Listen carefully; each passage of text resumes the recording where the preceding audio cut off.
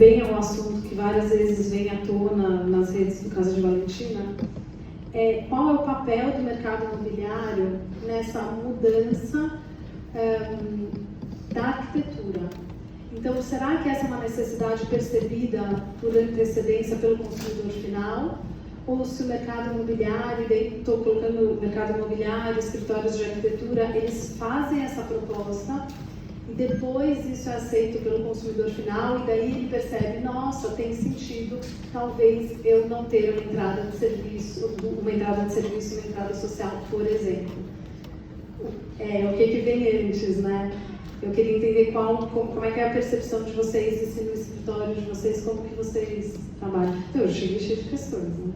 Em relação aos usos, quer dizer, desde 1985, a gente tem, eu acho que me coloco aqui numa posição de, quer dizer, de um lado nós estamos aqui aproximando, eu acho que um pouco mais a coisa de mercado, engenharia, incorporadores, construtores com arquitetura, quer dizer, parece que para nós aqui está podendo promover, está discutindo, trazer esses temas, na verdade nos aproximar mais de uma arquitetura hoje e até há bem pouco tempo bastante cindida na cidade de São Paulo, talvez até no Brasil, nessa reaproximação da arquitetura e mercado, né, tentando tirar esse ranço pejorativo do que isso possa representar, né, trazendo cada vez mais arquitetos, pensantes, diversidade e novo pensar aqui de volta para esse mercado, né, quer dizer, tentando fazer a importância desse trabalho conjunto.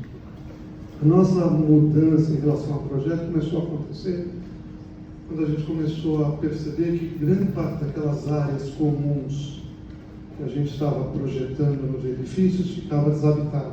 Salões de festa, lounges, quer dizer, a gente começou a projetar concierge na entrada, etc, etc.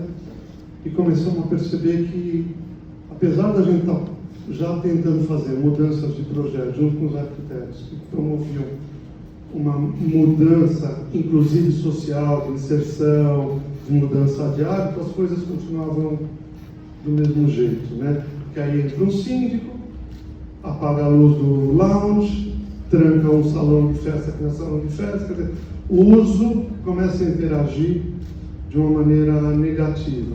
Foi aí que a gente entrou com o princípio dentro do desenvolvimento dos projetos que a gente começou a chamar de ativação das áreas comuns. Como projetar de um jeito a transformar as áreas comuns dos edifícios mais ativadas. Eu posso até passar um pouco isso aqui, mas a ideia maior que a gente tinha dois elementos para ativar essas áreas. Primeiro, o projeto, que a gente sempre teve um elemento de respaldo, quer dizer, dentro do nosso DNA, dentro dessa discussão que começa na origem, desde a aquisição do terreno, desenvolvimento de projetos de arquitetos, até o seu uso. Mas a gente percebeu que a gente precisava trazer elementos de hospitalidade, hoje só dos hotéis e flats, coisas desse tipo, para o residencial. Eu acho que não é só a faixa financeira, assim, acho que é cultural, talvez meio idiota também, né?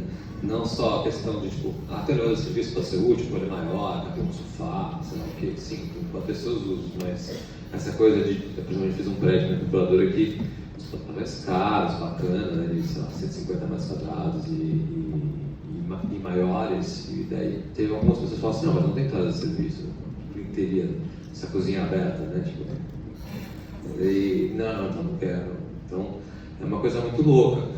Mas voltando um pouco, acho que no que a Lúcia perguntou, eu acho que assim, a sociedade avança muito rápido e é muito difícil para a construção civil ser tão veloz quanto as mudanças, né? Então, a gente está trabalhando na prefeitura desde a virada do século, então, quando a gente começou, nos primeiros 5 anos, fazer mais reforma, departamento e tal, era usado falar, não, vamos fazer uma cozinha americana, né, chamava que era cozinha aberta e tal, que virou meio que um default depois. Então, esse era um breakthrough, assim, né? Tirar a parte de banheiro de empregado, pô, imagina, mas como, tal. E eu noto que há um esforço, especialmente recente, talvez o Silvio concorde, ele tem poucas incorporadoras que encabeçaram isso aí, entre elas a ERG, encabeçaram até arquitetos mais investigativos para seu trabalho e tal, mas especialmente próximos que a gente vê um aumento da procura por trabalhos diferentes. Mas a mudança da digital e tal é muito rápida, né? Então, sei lá, 3 anos atrás não se usava tanto RAP e afins, e sei lá, já está fazendo um projeto com a Sky há 3 anos, então tipo assim, não ficou pronto ainda, né? O arco é muito longo, né? Então muito fácil falar, pô, a pessoa não acompanha as mudanças da cidade. Não, é que, pô, tem que fazer o planejamento, contato arquiteto, não sei o quê, projeta, aprova, vende, lança, constrói, é um arco de 3 anos, 4 anos, sei lá, uma coisa longa, assim, né? E tem uma exposição muito grande também, né? O incorporador tinha essa coisa da FAO, né? O incorporador é mau, o arquiteto é bonzinho, o arquiteto quer fazer coisas boas para a sociedade, o incorporador não, que é uma grande tolice. Na verdade, o incorporador se preocupar se a coisa vai dar certo ou não, faz totalmente sentido. É um investimento muito alto, entendeu? Se o prédio lá vai custar 30 milhões, 40 milhões, 50 milhões, é um negócio de uma responsabilidade enorme. Se não dá certo, tem que devolver o dinheiro, enfim. Então, eles querem ter certeza que vai dar certo, é justificável, entendeu? Então, por isso que tem que ter uma troca muito grande entre o incorporador, o arquiteto e todas as pessoas envolvidas para garantir que a inovação proposta, seja qual for, faça sentido na sociedade agora ou nas mudanças que estão acontecendo. Então, ser antenado com o que está vindo aí acaba sendo muito importante. Bom, quem conhece um pouco do trabalho do escritório, do Superlimão, a gente acaba fazendo projetos, desde projetos residenciais, muitos projetos comerciais, projetos corporativos e com incorporadoras, e acho que a gente acaba tendo contato com essa questão dos novos cotidianos em várias esferas, né? Então, até vindo para cá, enfim, nesses dias pensando, né, o que queria ser essa conversa aqui, enfim, todas elas são interligadas no final, né? Todos os temas, né? Falando um pouco da planta, né, dessa questão do que vem antes, né, a percepção do cliente, do nosso cliente, né, nós como arquitetos ou da incorporadora para essas transformações, eu acho que ela também vem de uma forma um pouco orgânica, porque no fim a gente, como fazia muito projeto de reforma, tal, de apartamento, e acho que acabava questionando alguns usos, tal, eu acho que as incorporadoras, né, no caso, acho que assim, percebendo o nosso trabalho e tal, também acabam trazendo a gente para fazer esses questionamentos dentro dos projetos, né? Então a gente acaba questionando justamente a entrada de serviço. Primeiro que o nome é péssimo, né? Acho que poderia criar um brainstorm de maneiras de chamar isso. Banheiro de serviço, quarto de serviço. A gente tem feito muita mudança em projeto de transformar o banheiro de serviço num lavabo. Tá depois da lavanderia. Cara, beleza, dá um jeito na lavanderia, né? E torna aquilo uma coisa muito mais funcional. E a pessoa que trabalha na sua casa, ela pode usar aquilo em determinado momento, não tem problema nenhum. Então, isso acho que é uma mudança simples, né, sutil ali, mas é uma mudança da planta que acaba acontecendo numa área que a maioria dos apartamentos antigos eram áreas muito mais generosas, iluminadas, ventiladas e tal. E, né, quantas vezes a gente conversou de criar espaços muito mais interessantes nessas áreas, porque no fim você recebe pessoas em casa e elas acabam ficando na lavanderia, porque é ventilado, porque é iluminado e tal. Acho que das áreas comuns também, né, as propostas de térreos com fruição, com abertura para a cidade, acho que isso já vem mudando há algum tempo, né, também. Então... Nessa visita, eu tive acesso ao Compass, que é um aplicativo que ele realmente muda a interação das pessoas que vivem naquele condomínio. Isso me impressionou bastante, porque ali eu pude ver a tecnologia não só em gadgets que facilitam, às vezes, você chega na sua casa, você prepara um ambiente que você quer de iluminação, ou enfim. Eu acho que esse aplicativo ele impacta como você percebe e como você interage com o seu vizinho de porta. Isso foi uma coisa que me impressionou muito. E passeando pelo empreendimento, eu vi que o aplicativo por si só, ele não funciona desconectado da arquitetura. Então, ele influencia de maneira direta a arquitetura ou vice-versa.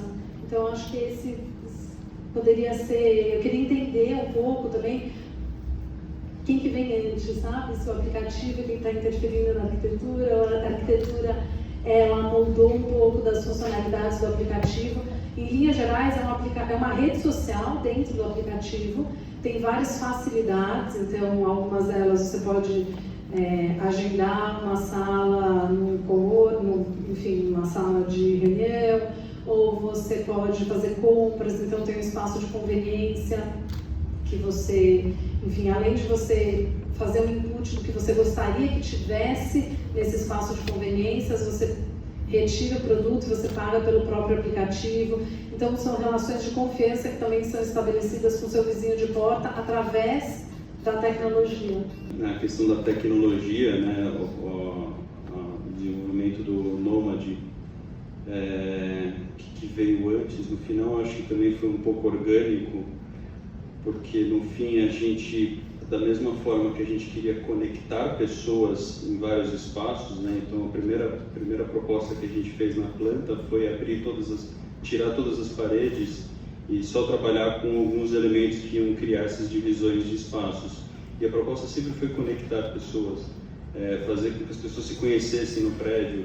E aí a questão do aplicativo começou a correr em paralelo.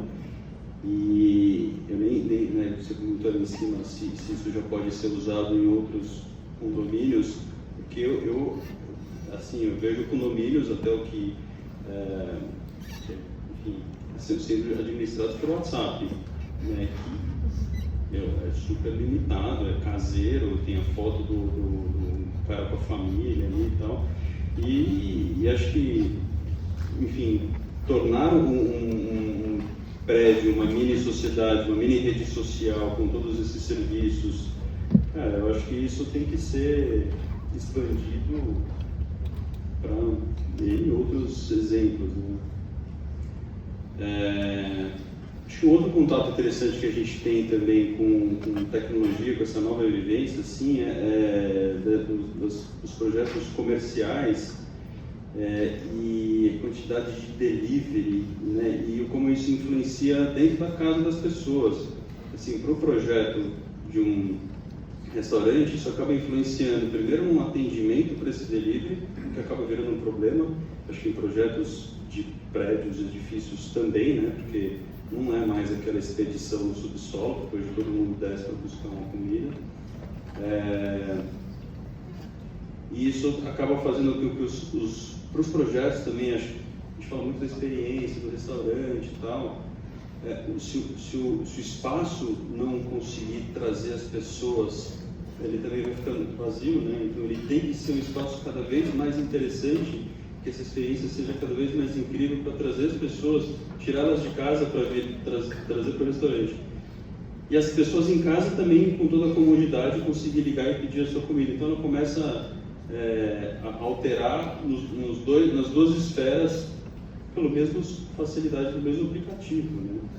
E isso acho que está em 1 ano, 2 anos, não sei, entrou na vida das pessoas de um jeito violento, né? Mas que você usa, eu não sei, assim, hoje tem 3 Uber Eats, Rappi, você tem que até selecionar qual que você vai usar, iFood.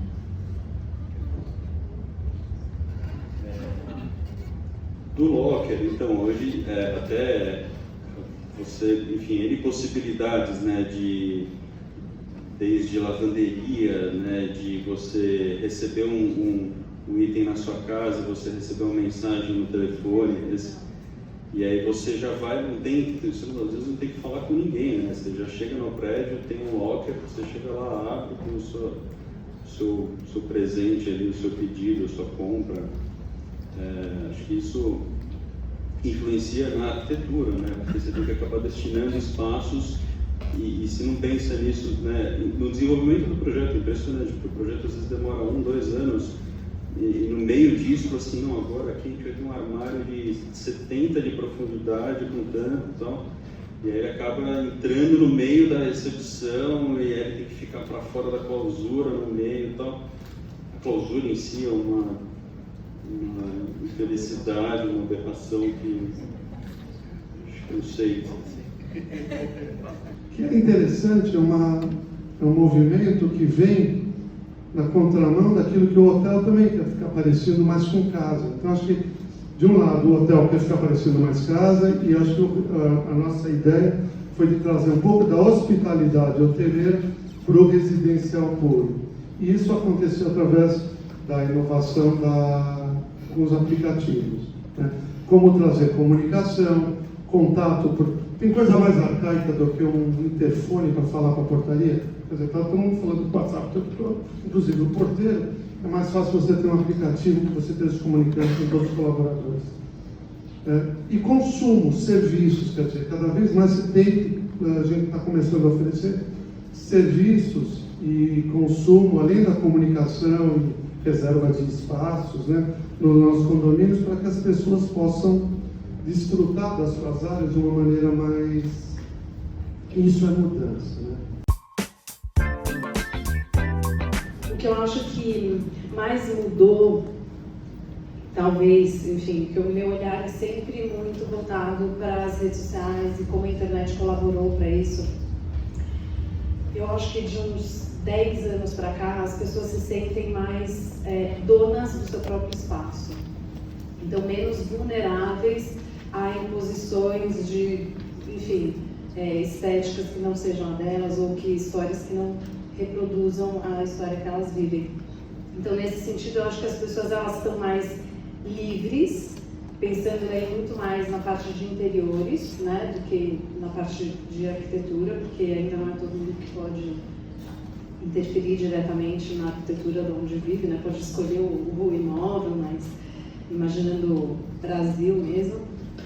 Então, acho que nesse sentido, acho que interfere, e eu acho que as pessoas elas se sentem mais livres para se enxergarem nas suas casas.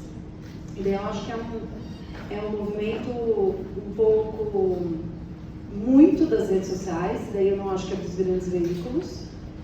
Eu acho que é um movimento individual mesmo, de cada um conseguir se expressar e ter autonomia para falar gosto ou não gosto. Eu acho que é muito mais um movimento individual do que dos grandes veículos. A gente começou a fazer habitação, edifícios residenciais comerciais de padrão médio alto, né, na cidade de São Paulo, dentro de uma forma arquitetônica que sempre se construiu. Há uns anos atrás, eu li uma tese de doutorado, não me lembro exatamente, acho que era Ludmila, uma professora da USP, e justamente era sobre a casa da fazenda, a senzala, né? a casa grande e a senzala. E a comparação do apartamento de alto padrão, dos edifícios, ou da forma que a gente vive, a gente está falando da entrada de serviço, nós estamos falando da entrada do fundo da casa grande, né? Nós estamos falando da senzala, da entrada de serviço, porque não se serve só, não é uma área só de entrada de encomendas ou transporte, ela era também um elemento de segregação, claro, né, de serviços. Da mesma maneira que os dois elevadores, né, social e de serviço que a gente tem, com entradas individuais, com áreas de serviço, às vezes elevadores privativos, né, que são tão divulgados no mercado, que hoje passa a rarear mais, ainda existe, tudo bem, até como elemento útil, mas estão havendo mudanças. O quarto do empregado, né, quer dizer, que é o depósito, que nunca permitiu a habitabilidade, que hoje em dia, quer dizer, já faz 5, 6, talvez uns 7 anos que nossos apartamentos, quer dizer, são itens de arquitetura que antes eram incluídos nos projetos, que estão em desuso, né? Quer dizer, isso para falar de poucos elementos, né? Mas Barcelona também, você tem a Casa Batlló, né? Você visita os apartamentos, você também vê exatamente isso, a escada separada, a área de serviço, quer dizer, é toda uma arquitetura que vem que vem de uma outra sociedade. E a sociedade está mudando muito rápido, né? Essa questão do comportamento social, né, quer dizer, no fundo também não é tão, às vezes não é tão simples assim, né? A entrada de serviço, por exemplo, né? Depende da classe social que está lidando, isso ainda é um grande tabu, né? Eu trago uma informação que é quase vergonhosa, quase não, completamente vergonhosa para nós brasileiros, que as incorporadoras de Portugal, de Lisboa, estão adotando a entrada e o elevador de serviço por conta da demanda dos clientes brasileiros. Quer dizer, ou seja, né, há mudança comportamental em grande parte da sociedade, mas de alguma forma ainda isso é um tabu para determinada faixa social ou, né, financeira, pelo menos, né? Eu acho assim que por conta dessa coisa, especialmente essa mania dos corredores e tal, e que acho que a gente abraçou como sociedade, é a questão, por exemplo, da suíte, né? Acho que o Brasil deve ser o maior lugar que tem número de banheiros per capita assim, do mundo, né? Porque a gente tem lá um apartamento de 100 metros quadrados, 120 metros quadrados, né? Tem 5 banheiros, pô. Tem 3 suítes, tem o lavabo, tem o banheiro da empregada e mora um casal. Aí você fala, pô, chegou naquele banheiro lá hoje, sabe? Não tem muito sentido isso, né? Eu acho uma coisa realmente... Oi? Com 2 pias ainda, porra, um lugar antigo que você... exatamente. Mas é super difícil para o arquiteto. O incorporador vem e fala, puta, não, eu preciso fazer isso porque eu tenho certeza que vai vender, né? Só dos incorporadores mais caretas, assim, tá? Porque tem menos diálogo. Mas, pô, o cara quer fazer isso porque a pesquisa deu aquilo, puta, o cara vai investir uma puta grana, tá? Não é à toa o medo dele, entendeu? É uma responsabilidade muito grande. Mas eu acho que os questionamentos próximos, assim, e acho que talvez graças a aplicativos que as pessoas possam compartilhar suas opiniões, talvez a gente consiga entender o futuro mais assertivamente do que simplesmente as pesquisas, né? E, por exemplo, essa coisa do número de banheiros, eu acho que é uma coisa que tem que mudar também. Eu acho que seria muito mais legal. Eu tenho certeza, tem um monte de gente que gostaria de um quarto mais confortável, um banheiro dividido, um banheiro fora do quarto, só que puta grande, que seja uma sala de banho gostosa, que uma banheira e tal, que ela consegue usar de um jeito legal, em vez de um micro banheiro, aí só falar que é suíte, porque daí fica horrível, daí você tá com a sua mulher, seu companheiro, e aí você acorda, entra no banheiro que é micro e não cabe, acorda você também, no outro lado, sabe, o negócio não faz sentido. Mas tudo tem uma herança, como você falou, da casa grande, né? A gente tinha casa grande, vai diminuindo, vai virando apartamentos maiores, vão diminuindo, mas para largar a mão dessas como é que fala isso? Features aí que tem que ter dentro do apartamento, fica difícil, né? Dá medo de fazer. Me preocupa um pouco a miniaturização dos apartamentos, acho que às vezes o mercado vai para extremos, né? Muita coisa sendo feita do ponto de vista de marketing também, fala que vai ter para vender, mas de repente acho que tem algumas empresas que se preocupam com isso, alguns arquitetos que fazem isso, quer dizer, conseguir dimensionar isso de maneira adequada é importante. Eu achei muito interessante essa coisa do Thiago falou, sobre a questão das mudanças, né? Quer dizer, a gente hoje está projetando um prédio em que a parte de recepção de delivery já hoje 3 ou 4 vezes maior do que uma guarita, quer dizer, já precisa de uma área de delivery para isso, né? Quer dizer, a gestão do aplicativo para recepção, isso daí é uma apartamento, 150, 200 apartamentos, esses prédios novos, a partir do novo plano diretor, você tem que ter uma logística de informação, de recebimento para o cara descer, porque não dá para ficar entregando com a novidade da Amazon, quer dizer, quando você está recebendo tudo, fora o consumo de papelão na cidade, o número de entregas e o que está acontecendo aqui exponenciou. Você tem uma questão de logística nova dentro do projeto arquitetônico, né? E isso aí é muito louco. Então eu entendo que também essa dinâmica mais jovem quer participar da cidade mais vibrante, ali, tem comércio na esquina, tem um negócio do plano diretor que vai incentivar também, mas tem acesso ao transporte público, à infraestrutura urbana, sabe? Você não se sente ali num feudo, e sim dentro de uma cidade, com conforto, mas desci, elevador, saí, estou aqui na cidade, rápido, com acesso a coisas e tal. E nesse sentido eu acho uma questão super importante para a cidade, sabe? Para a gente realmente adensar e fazer a cidade que as pessoas precisam se locomover menos e possam se conhecer mais, essa sensação de comunidade. E isso veio dessa globalização da informação, dessa consciência global. Quer dizer, você não precisa hoje nem viajar para saber o que está acontecendo nas outras cidades. Quer dizer, está se criando essa vida mais cosmopolita, está vindo para São Paulo.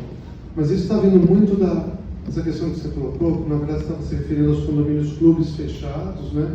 Que está, espero, desaparecendo, e a percepção da interação, que é um valor fundamental entre os edifícios nas cidades, está resgatando bairros como Higienópolis, em que as pessoas estão percebendo a qualidade de vida, da interação do serviço, que está em harmonia com a mudança de plano diretor, essa história toda ainda que precisa provavelmente ser muito aprimorado, né?